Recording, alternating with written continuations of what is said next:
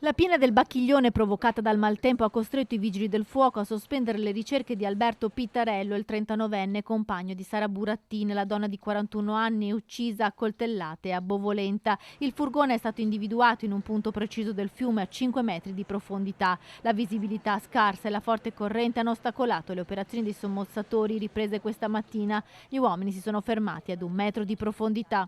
Per il personale dei vigili del fuoco che deve operare valuterà le condizioni, hanno valutato le condizioni che non sono idonee per poter portare a termine l'intervento. Il furgone dell'uomo è stato individuato.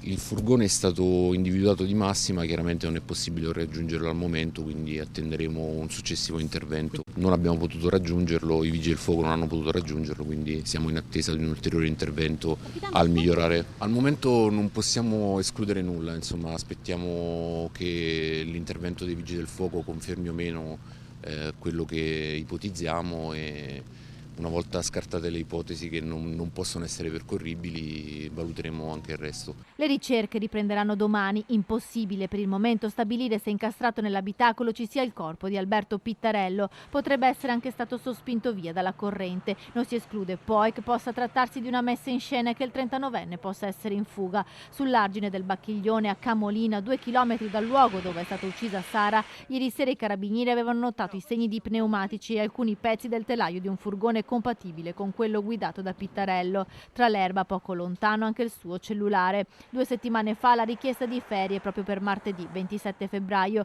con la scusa di dover consegnare un motorino alla figlia adolescente. Alberto Pittarello dunque potrebbe aver premeditato a lungo l'agguato mortale a Sara Burattin dopo che lei 15 giorni fa aveva deciso di lasciare la loro abitazione e tornare a vivere a casa della mamma.